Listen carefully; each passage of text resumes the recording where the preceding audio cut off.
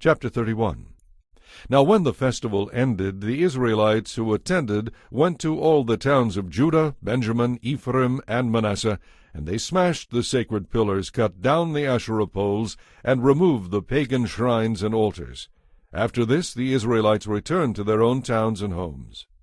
Hezekiah then organized the priests and Levites into divisions, to offer the burnt offerings and peace offerings, and to worship and give thanks and praise to the Lord at the gates of the temple.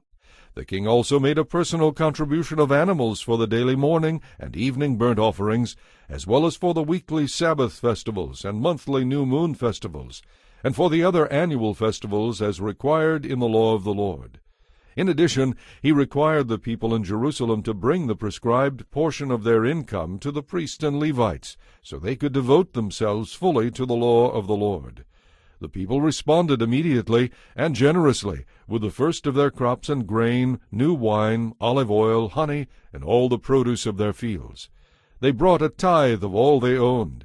The people who had moved to Judah from Israel and the people of Judah themselves brought in the tithes of their cattle and sheep, and a tithe of the things that had been dedicated to the Lord their God, and they piled them up in great heaps. The first of these tithes was brought in late spring, and the heaps continued to grow until early autumn. When Hezekiah and his officials came and saw these huge piles, they thanked the Lord and his people Israel. "Where did all this come from?" Hezekiah asked the priests and Levites. And Azariah the high priest, from the family of Zadok, replied, "Since the people began bringing their gifts to the Lord's temple, we have had enough to eat and plenty to spare, for the Lord has blessed his people." Hezekiah decided to have storerooms prepared in the temple of the Lord, and this was done. Then all the gifts and tithes were faithfully brought to the temple. Conaniah the Levite was put in charge, assisted by his brother Shimei. The supervisors under them were Jehiel, Azaziah, Nahath, Asahel, Jeremoth, Jozabad, Eliel, Ismachiah, Mahath, and Benaiah. These appointments were made by King Hezekiah and Azariah, the chief official in the temple of God.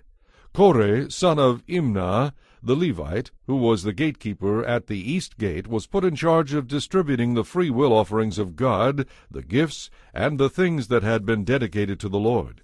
His faithful assistants were Eden, Meniamin, Jeshua, Shemaiah, Amariah, and Shechaniah. They distributed the gifts among the families of priests in their towns, by their divisions, dividing the gifts fairly among young and old alike. They also distributed the gifts to all males 3 years old or older, regardless of their place in the genealogical records, who came daily to the Lord's temple to perform their official duties by their divisions. And they distributed gifts to the priests who were listed in the genealogical records by families, and to the Levites 20 years old or older, who were listed according to their jobs and their divisions.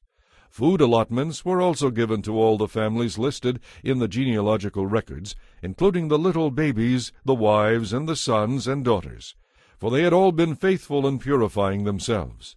As for the priests, the descendants of Aaron, who were living in the open villages around the towns, men were appointed to distribute portions to every male among the priests, and to all the Levites listed in the genealogical records.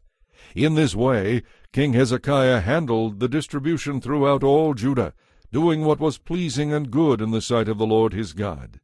In all that he did in the service of the temple of God, and in his efforts to follow the law and the commands, Hezekiah sought his God wholeheartedly. As a result, he was very successful.